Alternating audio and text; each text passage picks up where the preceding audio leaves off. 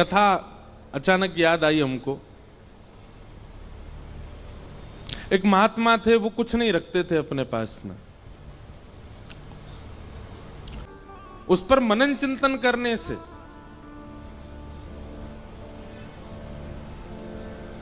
एक कथा अचानक याद आई हमको। एक महात्मा थे, वो कुछ नहीं रखते थे अपने पास में। कभी किसी से कुछ लेते भी नहीं थे। हां, कोई भगवत वस्तु दे दे तो उसको संभाल लेते थे। किसी भक्त ने उनको गीता जी दे दी। महात्मा जी बड़े प्रसन्न हुए। गीता जी को उन्होंने स्वीकार कर लिया, रोज पढ़ते थे। कुछ दिनों में संपूर्ण गीता जी का पाठ पूरा हो गया। तभी एक व्यक्ति, उसके अंदर वैराग्य जाग गया था, वो महात्मा जी के पास आया, बोले मुझे अपनी सेवा में रख लीजिए। तो महात्मा जी ने उसको अपनी कुटिया में रख लिया।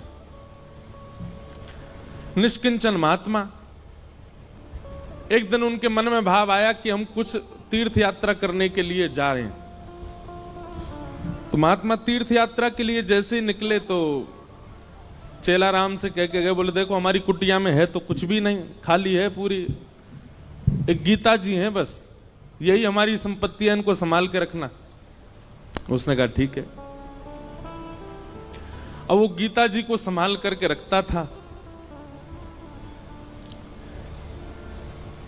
एक दिन एक चूहा घुस गया कुटिया में और वो गीता जी को कुतरने लगा।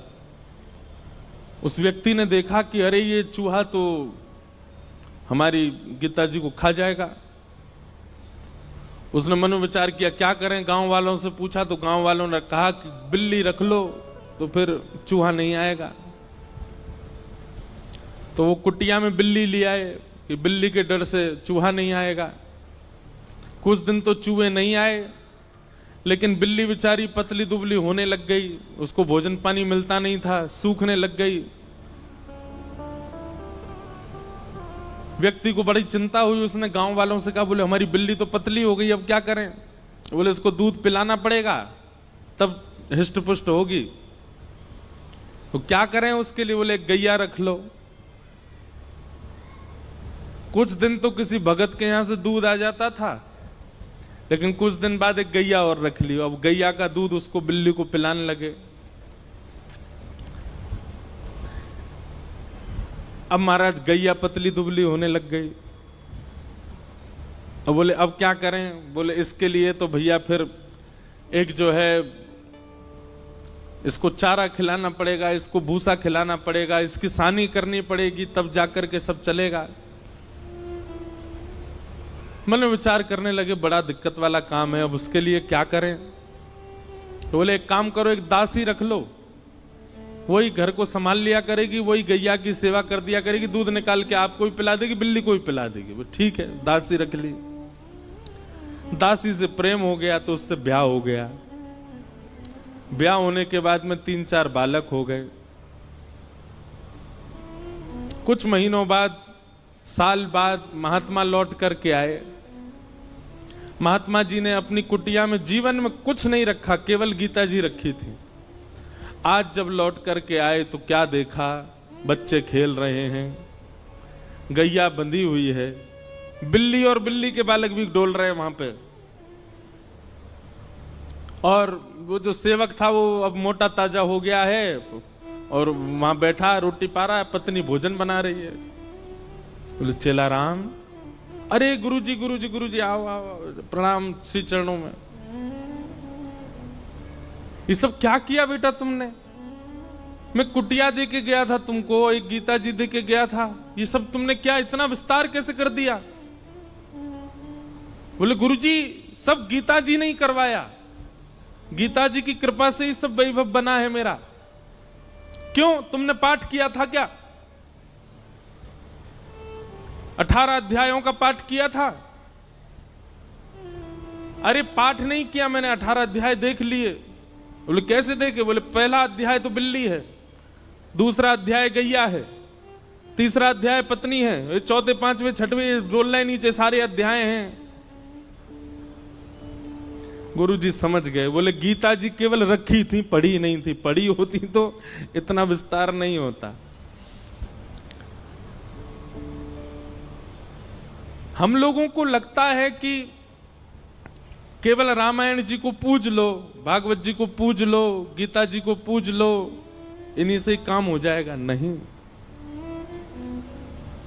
आप उसका स्वाध्याय नहीं करेंगे, उस पर मनन चिंतन नहीं करेंगे, जो आपके मन में विकार हैं, जो मन में आसक्तियां हैं, वो कैसे समाप्त होगी? पैरासीटामोल घर में रखने से बुखार थोड़ी उतरेगा, उसको पाना पड़ेगा। अदरक घर में रखने से गला ठीक थोड़ी हो जाएगा, उसको कूट के उसका रस लेना पड़ेगा।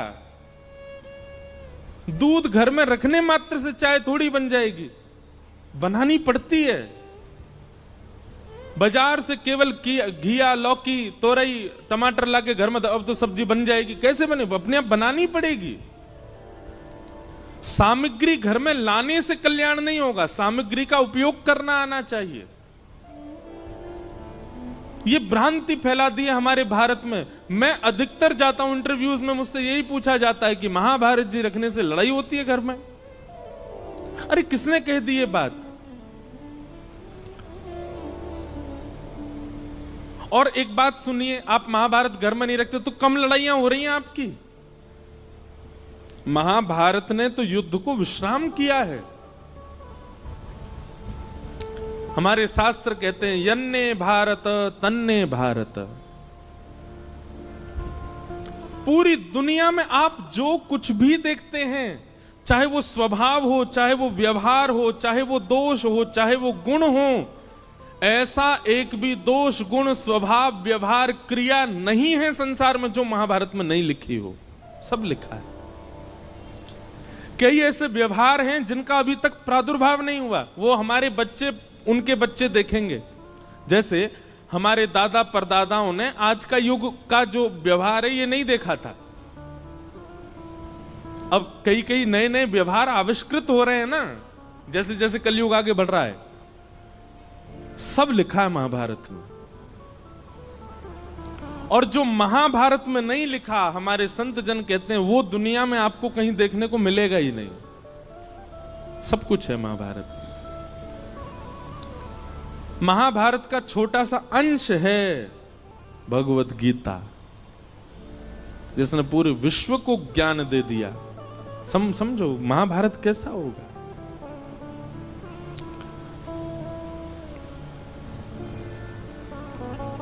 कल हम लोग द्रौपदी का प्रसंग सुन रहे थे। उत्तरा के बालक की रक्षा की वही बालक परीक्षित हुआ। हमारे पूज्य पिताजी महाराज के गुरुदेव भगवान अनंत श्री विभूषित श्री रामानुज प्रपन्नाचार्य गुरु जी महाराज, हमारे दादा गुरु, उन्होंने भागवत जी के कई विषयों पर छोटे छोटे किताबें लिखी हैं। वो कहीं प्रकाशित नहीं है, हमारे घर में ही रखी हैं बस। तो कभी कभी मैं देखने का अवसर मिलता है तो मैं उसमें भाव देखता हूं गुरु जी के। तो वहां गुरुजी एक बात को संकेतित करते हैं कि भगवान ने उत्तरा के बालक की रक्षा क्यों की। अच्छा, भगवान बाहर खड़े खड़े भी ब्रह्मास्त्र को नष्ट कर सकते थे, लेकिन ठाकुर जी गर्भ में क्यों गए? गर्भ में जाकर के उस बालक की रक्षा क्यों की? ब्रह्मास्त्र चलाया था ना उत्तरा के बालक पर, बाहर से ही देख देते ब्रह्मास्त्र नष्ट हो जाता। ठाकुर जी भीतर क्यों गए? और वो भी उस गर्भ में गए जिस गर्भ में न जाना पड़े, इसके लिए सारे वेद वेदांत और उपनिषद कहते हैं, सारे पुराण यही तो कहते हैं ऐसे कर्म करो कभी गर्भ में ना आना। भगवान खुद चटपट घुस गए भीतर रक्षा के लिए।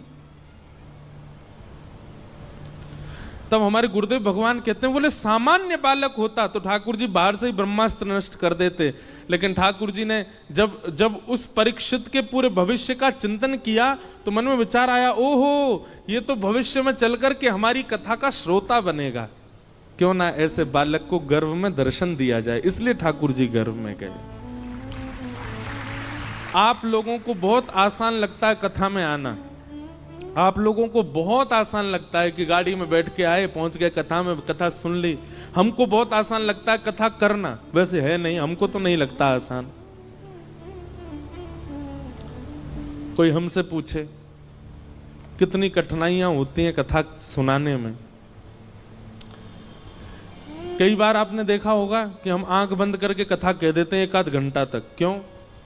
उस समय किसी श्रोता का कुभाव दिख जाता है। कुभाव मतलब या तो उबासी लेता हुआ दिख गया कोई, या फिर कोई फोन चलाता दिख गया है। तो ऐसी स्थिति में जब श्रोता दिख जाते हैं तो फिर कथा भूल जाता हूं मैं, इसलिए फिर मैं आंख बंद करके कथा कहता हूं। हम मना क्यों करते हैं कि जब हम मंच पे आए तो हमको स्पर्श मत करो? उसके पीछे कोई और बात नहीं, ऐसा नहीं कि मेरे अंदर बहुत पुण्य है इसलिए मना कर रहा हूं। मैंने अनुभव किया है कि कई बार लोगों के स्पर्श से हम जितने भावना बना करके आए मंच पे आके सब भूल जाता हूं मैं। आप तो सद्भाव से स्पर्श कर रहे हो, पर किसी का कोई भाव ही नहीं है, वो देखा देखी स्पर्श कर रहा है। इसीलिए दूर से प्रणाम करो, आपको ही फायदा मिलेगा, हम कथा अच्छे से सुना पाएंगे। पर जब बहुत ज्यादा लोग स्पर्श कर देते हैं तो मैंने देखा है कि मेरे भाव जितने होते हैं शून्य हो जाते हैं। कथा करना भी बड़ा कठिन है, पर कथा सुनना भी बहुत कठिन है। कथा में बैठना, बैठ करके बहुत देर तक श्रवण करना, और केवल श्रवण नहीं, उसका निधिध्यासन करना, उसको समझ करके जीवन में उतारना, ये भगवत कृपा के बिना नहीं हो सकता।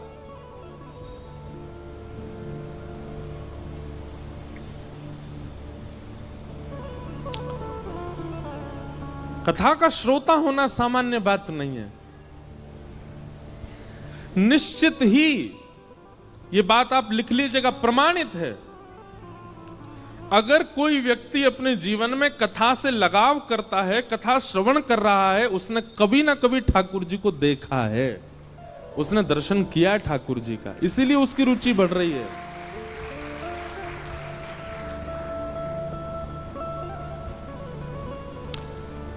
क्यों इतना आनंद आता है सुनने में? क्यों इतना सुख मिलता है आपको? क्योंकि कभी ना कभी आपके जो भीतर चित्त है, आपकी जो आत्मा, उसने कभी अनुभव किया है ठाकुर जी का।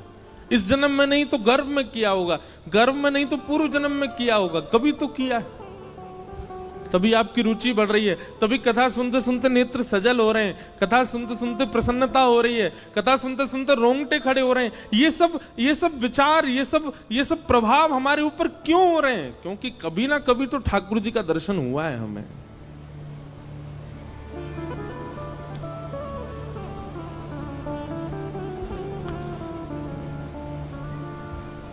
कुंती ने भगवान की स्तुति गाई, तत्पश्चात भीष्म पितामह ने भगवान की स्तुति गाई, और फिर भगवान द्वारिका प्रस्थान कर गए।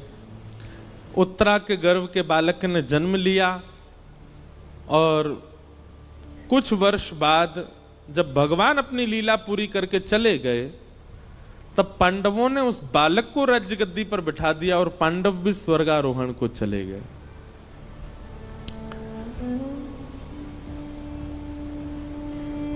परीक्षित धीरे धीरे बड़े हुए, उनका विवाह हुआ, जन्मेजय आदि पुत्र हुए। अब यहां पर एक बहुत अच्छी बात है, पता है? बटुक जी भी बैठे हैं, कई सारे विद्वान भी बैठे हैं। अधिकतर व्यास कहते हैं, हम भी कहते थे पहले कथा में,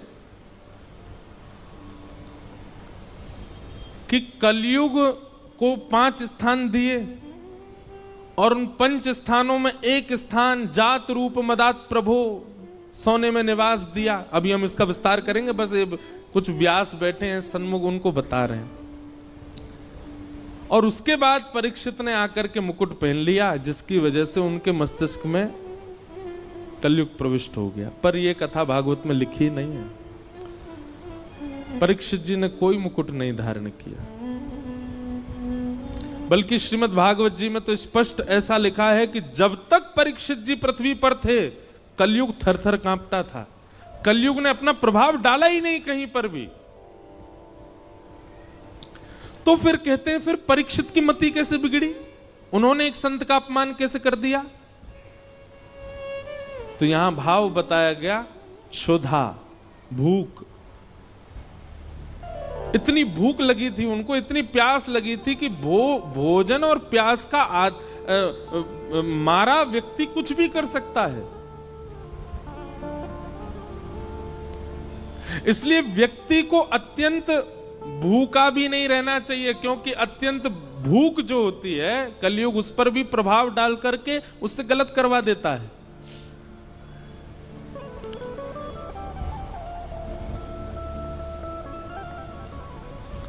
दो लोगों को भगवान नहीं मिलते। कौन दो लोग? बहुत खाने वाला और बहुत सोने वाला। पहला, जो बहुत खाता होगा और बहुत ज्यादा ही सोता होगा, समय से ज्यादा सोता है। अच्छा देखो, एक हमारे जैसे सोने वाले हैं। हमारे जैसे सोने वाले मतलब जिनकी 4-4, 5-5, 6-6 महीना की नींद बकाया है। कभी कभी नींद आती है तो खूब देर तक सो लेते हैं, पर कभी कभी सो पाते हैं हम। लेकिन एक व्यक्ति करता धरता कुछ नहीं है, पूरे दिन पड़ा रहता है बस, फिर भी उसको इतनी नींद आती है कि रात में सोता है, सवेरे उठता है 10-11 बजे। श्रम नहीं करता, कहीं बाहर जाने का उसका काम नहीं, घर में पड़ा रहेगा पूरे दिन, और फिर भी उसको इतनी नींद आती है कि 7-8 घंटे सोता है। ऐसे व्यक्ति को ठाकुर जी नहीं मिलते। जो पारिश्रमिक नहीं है, परिश्रमी नहीं है, और फिर भी सोता है। और दूसरा, बहुत खाने वाला। इसमें भी यही बात आएगी, जो बहुत परिश्रम नहीं करता है लेकिन खाता बहुत है, बहुत खाता है, अधिक मात्रा, भूख से अधिक खाता है। ऐसे व्यक्ति को ठाकुर जी नहीं मिलेंगे। पहला व्यक्ति बहुत सोने वाला, बहुत खाने वाला। और दूसरा व्यक्ति बहुत कम सोने वाला और बहुत ही कम खाने वाला, उसको भी ठाकुर जी नहीं मिलते। क्यों? इसके प्रति ठाकुर जी विचार, पहले वाले के प्रति तो विचार करते हैं, ये मेरी थाली उखा जाएगो और ये सोता ही रहेगो, मोते कब खेलेगो, मेरे संग कब रहेगो, इसलिए ठाकुर जी उसको नहीं मिलते। और दूसरे वाले के प्रति ठाकुर जी विचार करते हैं, जे खुद ना खावे मुंह का खवावेगो, ये खुद ही भूखो रहे मुंह का खवावेगो। और दूसरी बात ठाकुर जी सोचते हैं, खुद सोवे ना है मुंह भी ना सुन देगो, पूरे दिन जगो रहे तो मुंह परेशान करेगो। हमारे ब्रज के संत कहते हैं, बहुत कम खाना और बहुत कम सोना, बहुत ज्यादा खाना और बहुत ज्यादा सोना, दोनों ही भगवत मिलन में बाधा हैं।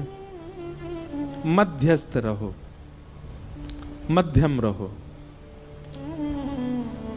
अब आप कहोगे ये मध्यस्थ कैसे पता चले, मध्यम कैसे पता चले?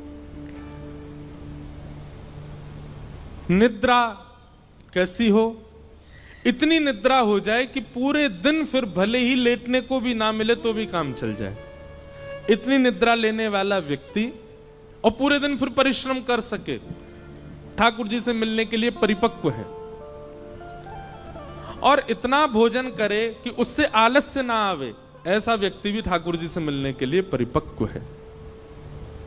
अपच ना हो, इतना भोजन करे बस, ऐसा व्यक्ति भी ठाकुर। और भैया कछु तो खुद भी अपने आप भी समझ जाए करो, जीवन में कितना सोना चाहिए, कितना खाना चाहिए, इसका थोड़ी व्यवस्था बनाओ और उस अनुसार ठाकुर जी के मिलन के लिए चलो।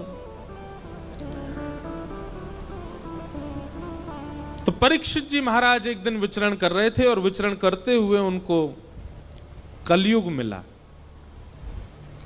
जो कि वृषभ यानी कि धर्म के 3 पैर काट चुका था, चौथा पैर काट रहा था। धर्म के 4 चरण हैं, सत्य, दान, दया और पवित्रता। कलयुग में केवल 1 पैर बचा है धर्म का, वो है सत्य। दान, दया और पवित्रता तो खत्म हो चुके हैं। कलयुग में दान नहीं करता व्यक्ति, दिखावा करता है। कलयुग में दया नहीं करता व्यक्ति, एहसान करता है। कलयुग में पवित्र नहीं रहता व्यक्ति, केवल पवित्रता का आडंबर करता है। थोड़ा बहुत यदि बचा है तो सत्य बचा है। सत्य भी बोलता नहीं है, सुनने के लिए सत्य चाहिए। दूसरे से भले ही झूठ बोले पर अपने लिए उसको सत्य चाहिए, इतना सत्य बचा है बस। और कलयुग उस चौथे पैर को भी काट रहा है, सत्य को। तभी परीक्षित जी महाराज पहुंच गए, कलयुग को पकड़ लिया, जान से मारने लगे, चरणों में गिर गया, महाराज मुझे स्थान दे दीजिए। तब 4 स्थान प्रदान किए, द्यूतम, पानम, स्त्रिय, सोना, ये 4 स्थान पहले प्रदान किए। जुआ, मदिरा पान, भक्ष भक्ष सेवन, पर स्त्री पर पुरुष गमन और हिंसा, लड़ाई झगड़ा, कलेश, इसमें कलयुग का निवास। कलयुग ने पुनश्च याचना की, बोले कि महाराज मेरा परिवार बड़ा है, एक स्थान और दे दो। तो उसको जात रूप मदात प्रभो, अनीति से कमाया गया धन, 5वां स्थान प्रदान किया। इन 5 स्थानों पर बहुत सावधान रहा कीजिए। कभी भी जुआ में नहीं खेलना है। जुआ का मतलब क्या होता है? धन को दांव पर नहीं लगाना है। यह शर्त लगाना भी एक प्रकार का जुआ है, नहीं लगाया कीजिए।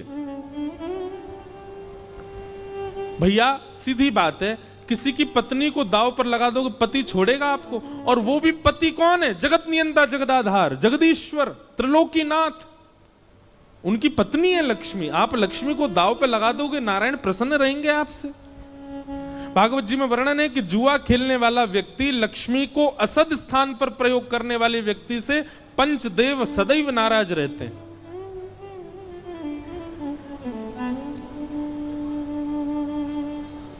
कई बार हमने देखा कि जुआ खेलने वाले व्यक्ति प्रारंभिक स्थिति में बहुत धन कमा लेते हैं,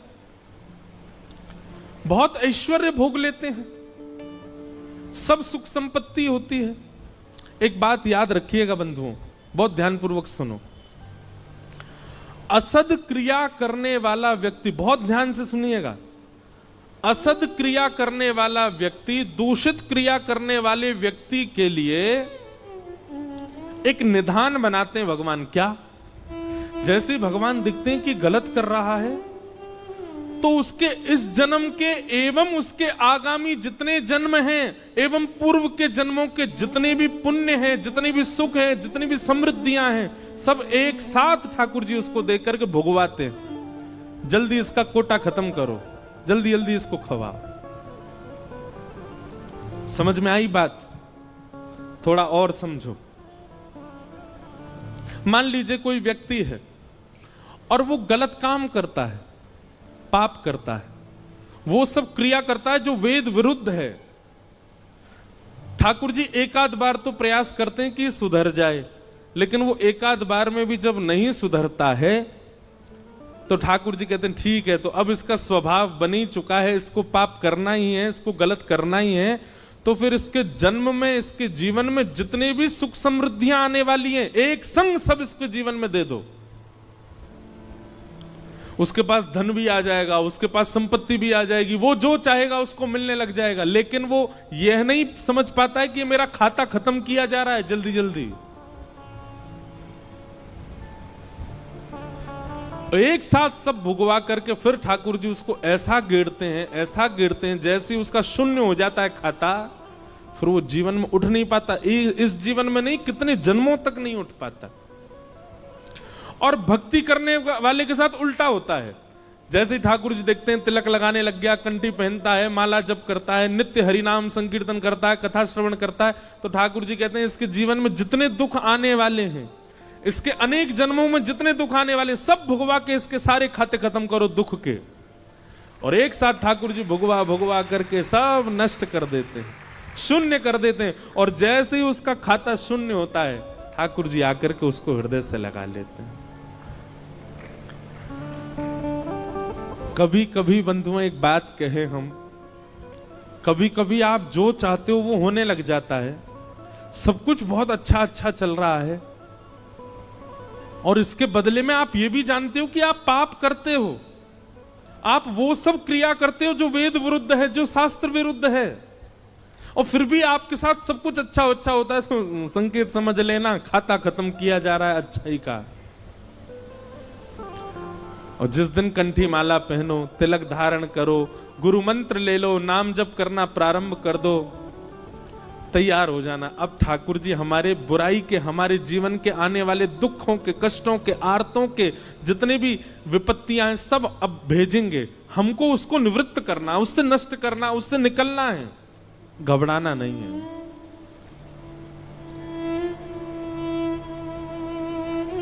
क्योंकि कई बार लोग मिलने आते हैं तो मुझसे कहते हैं कि वो देखो महाराज जी इतना पाप करता फिर भी उसके जीवन में इतनी प्रसन्नता। अरे आपको नहीं पता है, उसका खाता खत्म हो रहा है अच्छाइयों का। With you, just wanna be with you.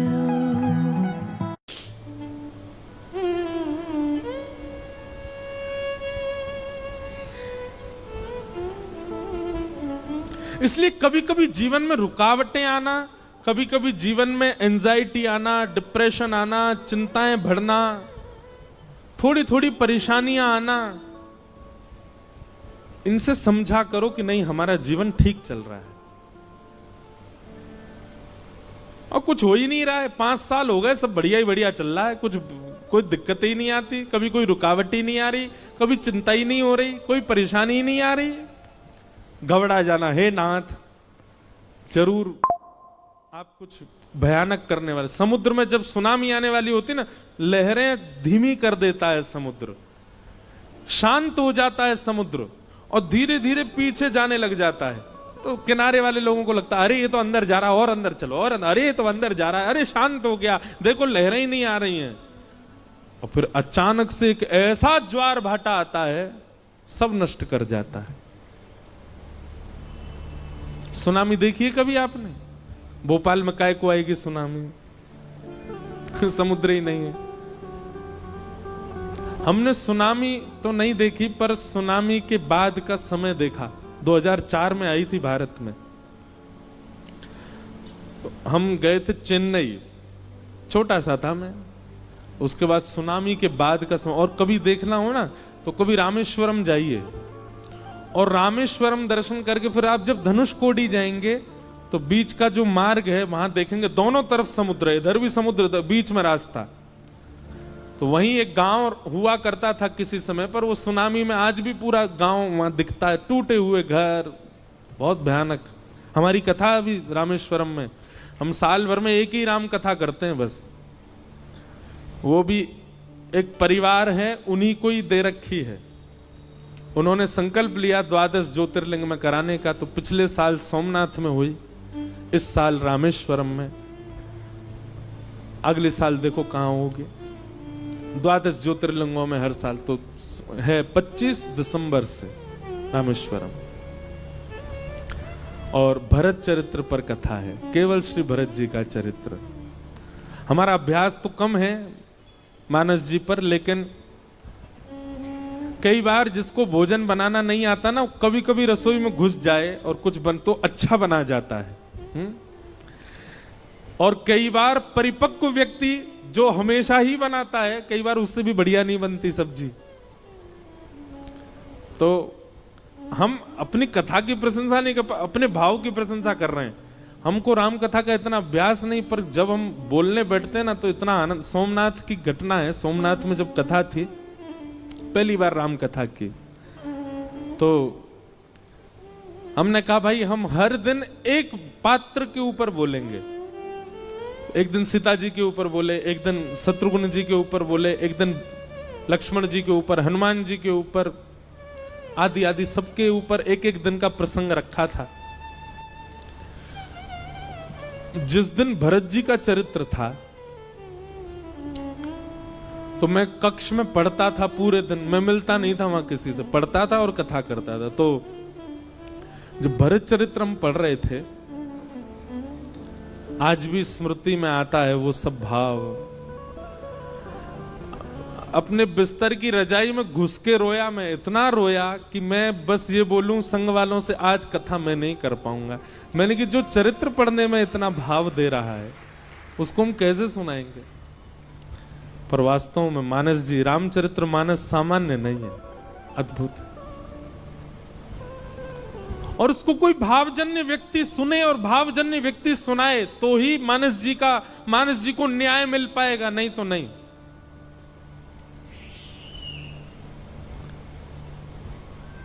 तो कहां से कहां बात पहुंच गए, सुनामी से रामेश्वरम से धनुषकोडी से मानस जी से सोमनाथ, पूरी भारत यात्रा करवा लाए आपको।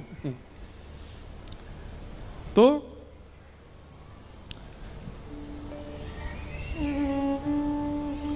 5 स्थान, द्यूतम, पानम, स्त्रिय, सोना और अनीति से कमाया गया धन। इन 5 स्थानों पर बहुत सावधान रहा कीजिए। धन को कभी भी गलत प्रयोग में मत लगाइए।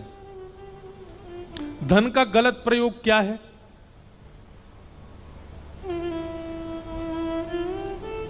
आपके धन देने से अगर किसी जीव की हिंसा हो रही है, वो गलत है। आपके धन देने से किसी के आत्मसम्मान पर बात जा रही है, किसी का परिवार नष्ट हो रहा है, वो गलत है। आपके धन देने से कोई व्यक्ति व्यसन की ओर अग्रसित हो रहा है, वो धन का गलत व्यय है। आपके धन देने से गलत व्यक्ति अपने सही मार्ग को छोड़ करके गलत मार्ग पर जा रहा है, वो धन का व्यय गलत है। कुपात्र दानाच भवेत् दरिद्रम दरिद्र भावेन करोति पापम पाप प्रभावा नरकम प्रयाते पुनर्दरिद्री पुनरेव पापी।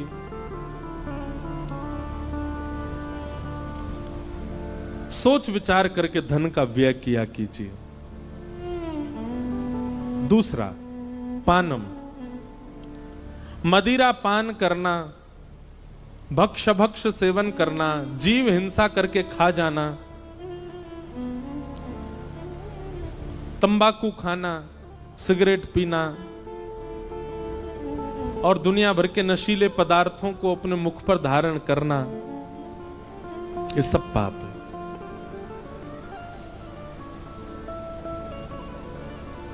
आप तांबूल सेवन कर सकते हैं। तांबूल मतलब सुपारी, प्रसाद की ले सकते हो, पान खा सकते हो, मीठा आप ठाकुर जी को निवेदित करके जल आदि का सेवन कर सकते हो, शिकंजी पी सकते हो, आदि आदि। अब हम सीधा संकेत आपको पता ही हम कहां कर रहे हैं, वो नहीं करना चाहिए। कई जगहों पे तो भगवान का प्रसाद बता करके भी कह दिया जाता है कि इसको ले लीजिए, ठाकुर जी का प्रसाद है। नहीं, प्रसाद के रूप में भी स्वीकार नहीं करना। कोई देवी देवता नहीं पाते। ये मानव अपने जीव के स्वाद के लिए कुछ भी करता है। बताओ, महादेव को यूं बता देते हैं महादेव ऐसा। अरे महादेव को अगर विजया का भोग लगता है तो महादेव और भी तो बहुत कुछ भोग लगाते हैं, वो भी लगाओ। महादेव तो विष का भी भोग लगाते हैं। महादेव तो नीलकंठ भी है। महादेव तो गले में सर्प पहन के भी रहते हैं। महादेव तो हिमालय -30 डिग्री सेल्सियस में बागंबर पहन के रहते हैं। वो सब करके दिखाओ ना जो महादेव और भी करते हैं। देवताओं की तुलना में फिर वो सब क्रिया नहीं करनी चाहिए जिससे आपके जीव के स्वाद या आपकी मनवांछित इच्छा पूरी हो रही हो। पाप लगेगा। सही बता रहे हैं, जो महादेव का नाम लेकर के जीवन भर नशा करता है, उसकी मृत्यु के बाद शमशान से ही त्रिशूल लेके भागते होंगे महादेव उसके पीछे। और तुझे बताऊं मैं, पहले मेरे नाम पर जाने क्या क्या करके आया। ये क्यों नहीं सुना तूने कि महादेव 24 घंटा राम नाम ध्वनि के चिंतन में रहते हैं? वो क्यों नहीं किया? महादेव पार्वती जी को बैठा बैठा करके कथा सुनाते हैं, अमर कथा सुनाते, ये क्यों नहीं किया तेने? महादेव ने अपनी जटा से पूरे विश्व को पवित्र करने वाली गंगा जी को प्रकट करके, आई तो वो ब्रह्मलोक से हैं, आई तो वो विष्णु लोक से हैं, पर महादेव के जटा से ही तो पृथ्वी पर आई हैं। महादेव जैसे उच्च कोटि के बन तो जाओ।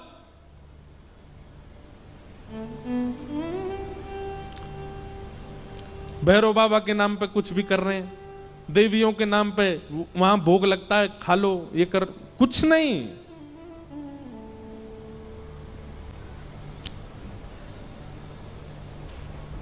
व्यसन प्राधान्य जो देवों को पूजते हैं ना, और देवताओं की पूजा के बाद फिर व्यसन को अपने उपभोग में लेते हैं। ठीक है, कहीं पर विधान है कि देव को अर्पित करना है, किसी के गणों को अर्पित करना है, लेकिन उसके प्रति आपकी भावना फिर क्या, वो प्रसाद रूप में हम भी ले लें, इसका परिणाम अच्छा नहीं होगा।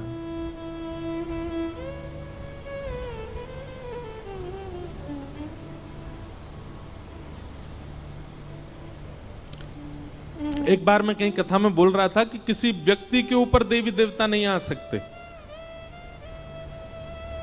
गण आ जाते होंगे। भैया सीधी बात है, प्रधानमंत्री किसी व्यक्ति को विशेष को परेशान नहीं करता, उसके नीचे रहने वाले, नीचे बैठने कुर्सी वाले परेशान कर देते होंगे। प्रधानमंत्री किसी को फोन करके नहीं कहेगा रुक जा बेटा रात में गुंडे भेज रहा हूं तेरे पास ना। उसके नीचे बैठने वाले जिनकी बातें प्रधानमंत्री को पता ही नहीं है कि वो कहां क्या करते हैं, वो परेशान करते हैं। भैया आदिदेव जितने भी हैं ये सब तो कृष्ण चिंतन में इतने व्यस्त रहते हैं, इन पे समय आपको परेशान करने का। उनके नीचे जो छोटे छोटे गण बैठे रहते हैं वो जरूर परेशान कर देते होंगे। कभी देवी देवता आपको परेशान नहीं करते, आपके ऊपर नहीं आते, आप पर हावी नहीं होते। उनके गण जरूर कोई लीला कर देते होंगे, वो बात अलग है। पर हमको 9 साल हो गए कथा करते करते, हमारे सिर पर क्यों नहीं आ रहे देवता? विवाह के पश्चात एक पतिव्रत धारण करो, और उसमें करना कुछ ज्यादा नहीं है, केवल एक ही काम करना है। क्या? जिससे आपके 7 फेरे हुए हैं, जिससे आपका पाणी ग्रहण हुआ है, अब वो सर्वशिव। संसार का सबसे बड़ा व्रत यही है।